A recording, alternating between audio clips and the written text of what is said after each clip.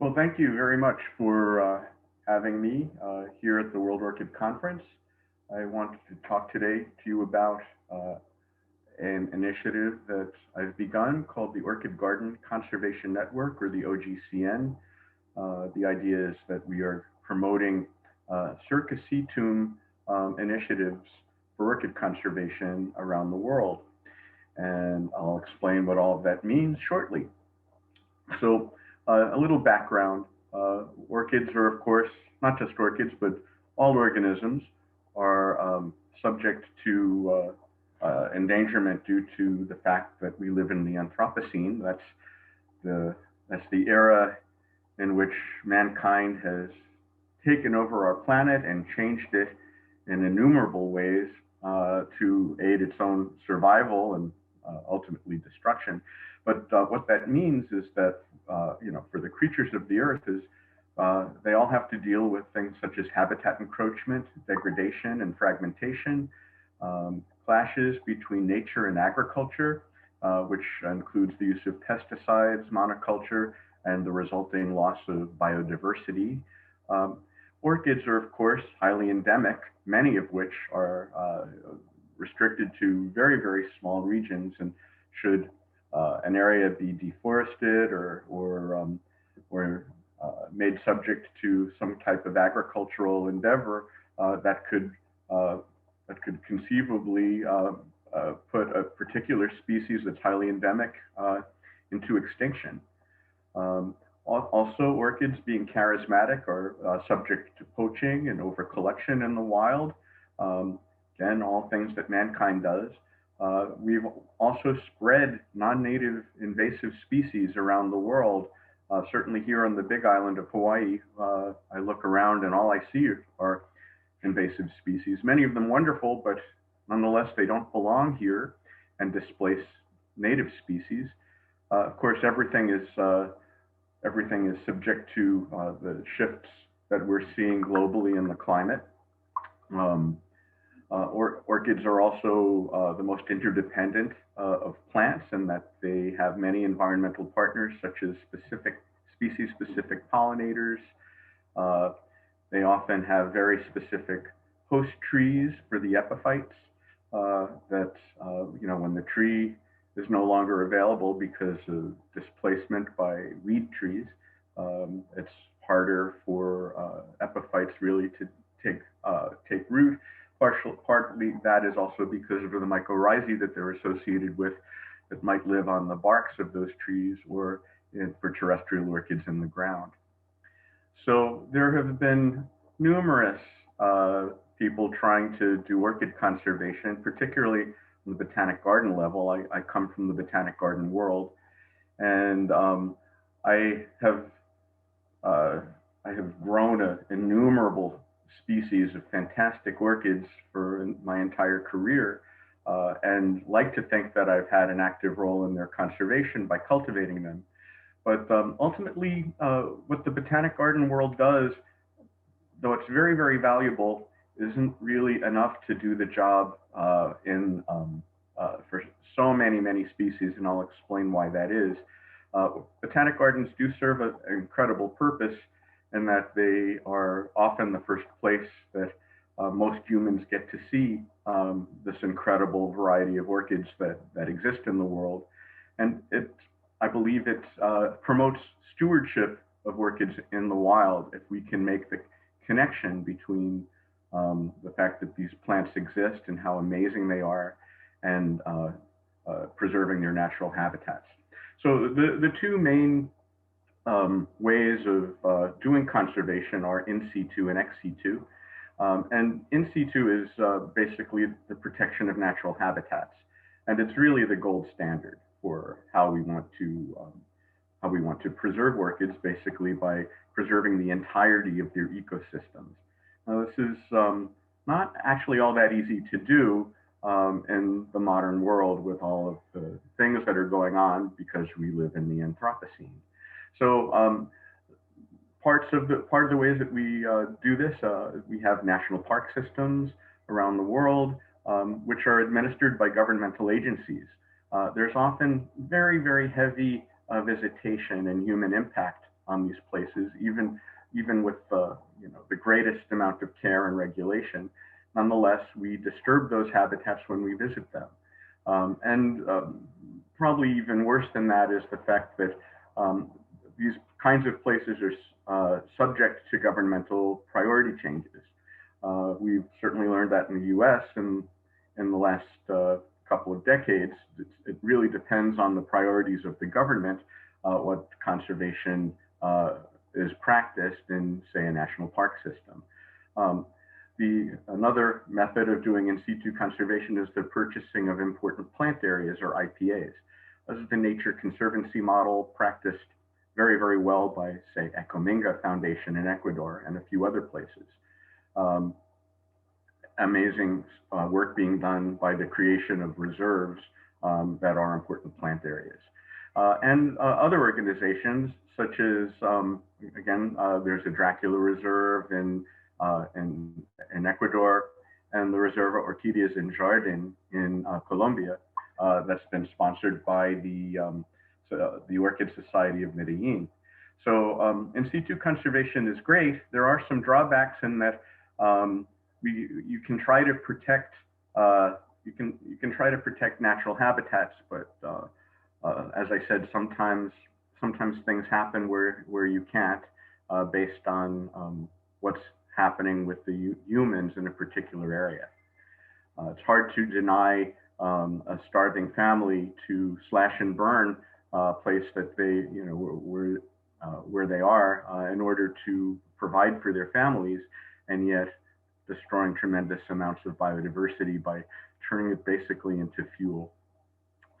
The ex situ conservation strategy involves places like botanic gardens, like where I come from,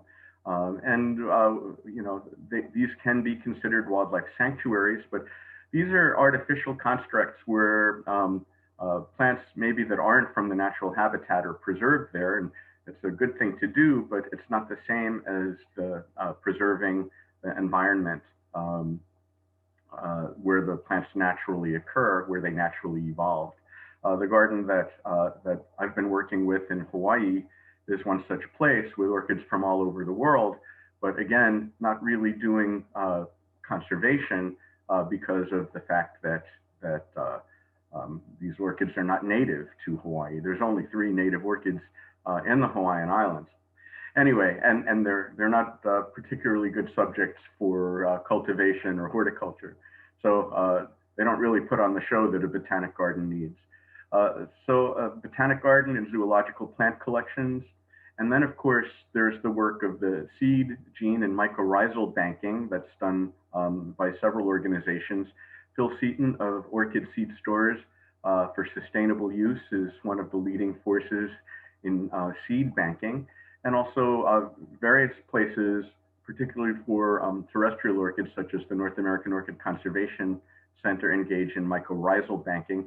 This is important because you can have the seed, but if you ever want to bring plants back to their natural environment, you need the mycorrhizae that germinate those seeds as well to actually engage in habitat restoration. One of the problems with ex situ conservation is that the plants have been in long-term captive breeding and sometimes change based on the preferences of humans. We tend to breed orchids for large, colorful flowers, and those flowers are improved in terms of horticulture, but are not necessarily the ones that a pollinator will recognize or will be most attracted to. These have been changed by selective breeding and line breeding.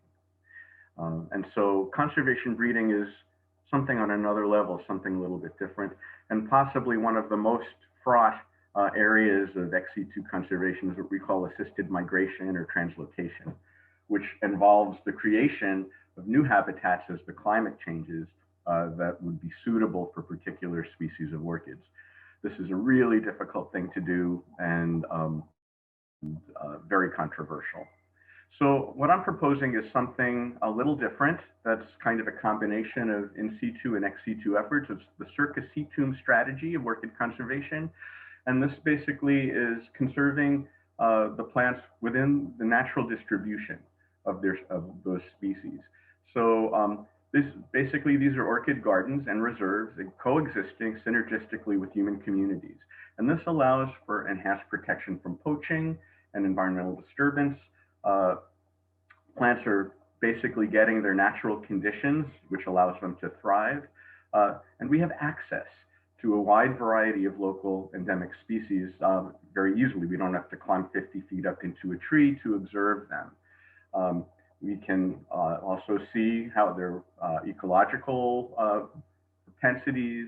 Uh, it's very, very easy to do research on pollination, on propagation, on mycorrhizal propagation. All of these things are facilitated by having the plants in close contact. Um, there are many opportunities for student learning and research and public awareness of biodiversity. But perhaps the most important aspect of doing orchid gardens and reserves is that it provides the community, the local community, the local stakeholders with an opportunity not just to preserve, but also to profit somewhat from the biodiversity that's present there. Basically providing a space for ecotourism dollars and possibly even the production of certain products that could go back into the coffers of conservationists and add something to the community. If we don't give local stakeholders a chance to profit from their biodiversity, they have no real reason to keep it intact. So it's very important to be inclusive and have local stakeholders take the lead when it comes to conservation initiatives. There's a few really wonderful places that are already doing these kinds of orchid gardens. Most of my contacts and collaborators are in Latin America, but I hope for more and more and more in other parts of the world, such as Central Africa, South Africa, tropical Asia, and temperate Asia as well. So these are just some examples of some of the places that are doing successful orchid gardens. Lancaster Gardens in Costa Rica is probably one of the best examples and one of the most famous. You can see they have a tremendous, they have the National Collection of Costa Rica. They travel frequently within the country and are finding new species regularly that are housed and grown beautifully and propagated here on the grounds. And of course, some of the greatest orchid scientists in the world, including the late, unfortunately, Robert Dressler, have worked with this collection and with orchid research in Costa Rica. As you can see also with the Sobralia, a lot of times when you have enhanced horticulture in a botanic garden situation, particularly within the natural range of a species, orchids will put on astounding, incredible shows that they might not actually do in the wild. So this is one way of producing orchid spectacle and hopefully turning on the world to the beauty and the exceptional biodiversity within the orchid family. Another great place in Costa Rica is Bosque de Paz, an amazing place that basically in places like Costa Rica, people have beautiful land. They're great landowners, but they end up deforesting it to more or less improve the land, and they put fruit trees and they put cattle and things again that human beings like, but the biodiversity suffers. The family that owns Bosque de Paz realized that they had a beautiful biodiverse environment around it and preserved it. And one of the things they've done, among many, is that any orchid that ever fell off a tree anywhere in their 500 hectares of land was replanted at eye level in an orchid garden for people to enjoy. And it creates, again, a wonderful repository of species that are still getting all of their natural conditions, still getting natural pollination and again, the perfect environment in which to grow and thrive. Fluorophalids like crazy in Costa Rica, maxillarias, astounding things that are actually very rare in cultivation, but absolutely worth preserving and growing. These things thrive in gardens and are naturally being pollinated by their euglossine bees or the hummingbirds that pollinate these flowers. right there in front of your eyes for study and for long-term conservation. Elianthus is another fabulous group of mostly bird-pollinated orchids related to Sobralia. These things are not that easy to grow as a horticultural plant, but do fantastically in gardens in nature. And this is one of the many, many, many amazing plants that you'll see at a place like Bosque de Paz. I also wanted to feature Finca Dracula in Panama. This is Andres Maduro, who owns it. He and his father grew an astounding array of orchids, but they also turned their farm into a botanic garden with a very naturalistic orchid garden that features Costa Rican species. Here's just a few, Panamanian species. Here you can see some fabulous maxillarias in the landscape, trees with oncidiums and odontoglossums, and also one of the finest collections of Dracula in the world. Not all of them, very few of them actually native to Panama, but it is a remarkable repository of species. So this is a combination of circa situm and ex situ conservation and in situ. Everything is included in a place like this. The Smithsonian, where I used to work, did a wonderful exhibition back in 2013 featuring orchid gardens of Latin America. That lasted 4 months and was big. It was a wonderful thing for people to see and appreciate the various orchid gardens in Latin America. Now, there is an organization that connects botanic gardens around the world called Botanic Garden Conservation International.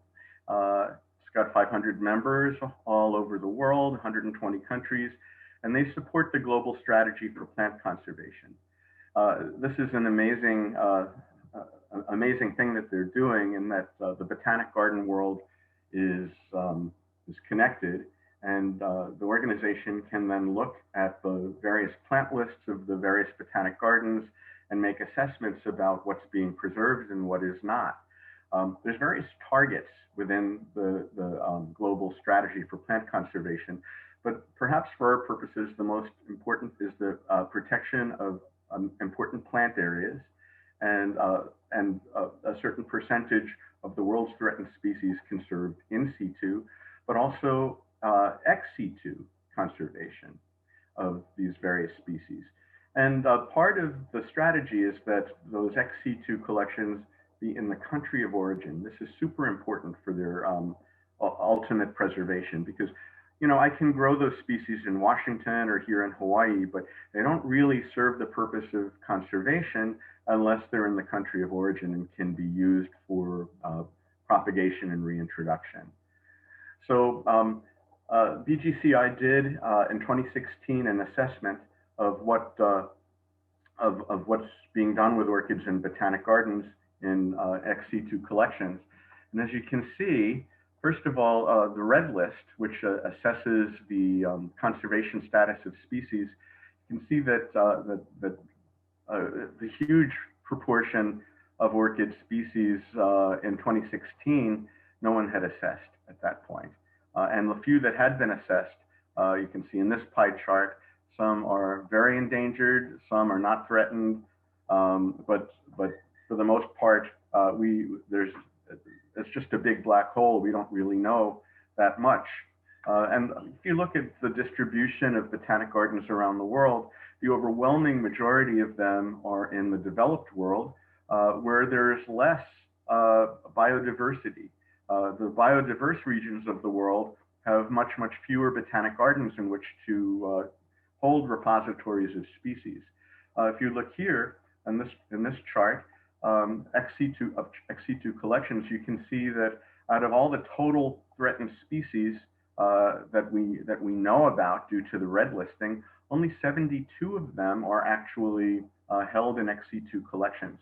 So what we need to do is to bridge this gap of, and one of the ways we can do that is by utilizing the collections that are already within gardens all around the world. So rather than just those that are in botanic gardens, there have been a lot of presentations at at various conferences regarding how to go about this. I also point out that I was the chair of the AOS Conservation Committee for a couple years, and we were able to get grassroots conservation initiatives in places like Madagascar, Colombia, Peru, Myanmar, South Africa, amongst others, in order to get them into a network where those species can be counted towards their conservation, and that way we can monitor success and include those species in the conservation effort. And of course, there's organizations such as the Orchid Conservation Alliance that are doing amazing work with places like Ecominga Foundation in Ecuador and also around the world. So I'm trying to initiate the Orchid Garden Conservation Network, which I hope to connect all of the orchid gardens and reserves around the world so that we can do more inclusive funding effort and include Native people, indigenous people in the various regions of the world where orchids are plentiful. This is Juan Matus, who is a field guide at a place called Guainía, Colombia. It's part of Amazonia, and you can see that it's very, very wet, an amazing region full of astounding sights. And I'll just show you here. This is part of a river trip. The forests in this region flood, so the trees are emergent in about 15 or 20 feet of water. They're actually orchids that live underwater for a part of the year in the forest. So it's an amazingly different area of conservation that is threatened in various ways. This is also an area that is burned often in the dry season for a variety of reasons, including the fact that they collect tropical fish in this region too. So, it's an amazing habitat, very unique. Freshwater dolphins are there. And this is Nicola Flanagan, Dr. Nicola Flanagan, who is working with natives of the region and including them in the effort to conserve plants and to create orchid gardens in these areas. This is a village near one of the Mavecure mountains, and she's encouraged them to create an orchid garden there in the hopes of increasing ecotourism there. They're also creating their own vanilla as a product that can help sustain them. But of course, orchids in this region are quite incredible, including this Cattleya violacea, which is a common plant there. And here's one of the local guys who started an orchid garden in which there are many astounding species to see, including things like Scuticaria, and one of the most beautiful orchids in the world, Agonesia cyanea. So there's tremendous potential to help the people in these habitats so that they actually get some sort of reward for preserving their biodiversity and get an influx of prosperity as a result. It's an amazing thing to be able to go to a place like this and see orchids in situ or even circa situ within a botanic garden where it's that much easier to take its photo. I also wanted to show you that it's not restricted to Latin America. This is an area in China, the gateway to Tibet. This is Huanglong Mountain, an incredible habitat. It looks like someone created this like a theme park, but this is a natural formation of karstic waterfalls. And around those limestone areas, around the pools, you'll find Cypripedium tibeticum growing in great profusion. And Wenxing Turner has created, she and her late husband, Holger, have created a nursery where they are propagating these plants very, very successfully. Here she is with one of her crops of Cypripedium tibeticum. It's great that she can produce these plants so in such profusion so that should anything happen, plants like this can be reintroduced to the wild, and also it's also a means that she can support conservation efforts there and in other parts of the world. So I also wanted to point out about the North American Orchid Conservation Center, which is working on preserving all the North American orchid species. They have this amazing website called Go Orchids, where you can identify any species and get life history information about them, all online and searchable. Really great fun. And they're doing a lot of amazing things in their center, and including supportive native orchid research, their seed banking and mycorrhizal banking. They're working on cultivation techniques of various species, doing educational outreach. Some of their collaborators, which are nationwide in North America and Canada, and are working on habitat restoration projects and establishing reserves with the hope of eventually reintroducing. I did a very small project at the Smithsonian where I planted some of our native species in the gardens around the American Indian Museum with great success. There's also other organizations you can partner with, such as pollinator.org, that did this amazing poster of North American orchid species displayed with their pollinators. The American Orchid Society, as I said, can often help with funds for worthy small projects and has already contributed quite a bit to various ones around the world. I also, so again, the next 10, 20 years of my life, I plan to devote to promoting this garden conservation network because I really do believe it to be one of the best solutions, one of the best ways that we can combine our efforts around the world to the conservation of many species.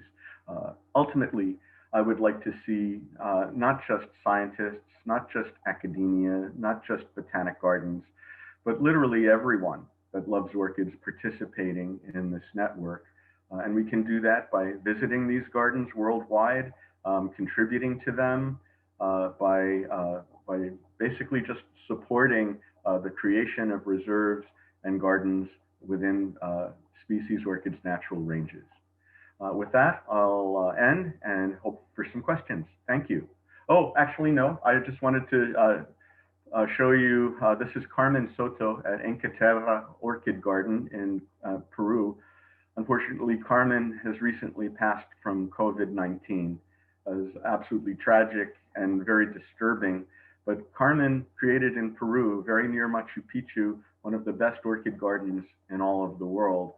And this garden is completely done with native species of the region. There are no foreign species here. Even within Peru, like it would have been really nice to have Phragmipedium kovachii, but it's not native to the region, so they didn't include it. But anyway, Carmen was an amazing individual that will be sorely missed. And I just, the owner of Encaterra has other land in other parts of Peru where they are also planning now, thanks to the success of the one at Machu Picchu, other orchid gardens in various spots around Peru with a young team of orchidologists that they've recruited to do exactly that. So I'm excited about the future. And I just wanted to very briefly run through some of the new species that were discovered on the very steep peaks around Machu Picchu, all new to science, really extraordinary and beautiful species that are part of one of the great byproducts of creating orchid gardens and orchid exploration. Okay, that's everything. Thank you very, very much for your time and attention. I hope I made the deadline in time. Thank you. Bye.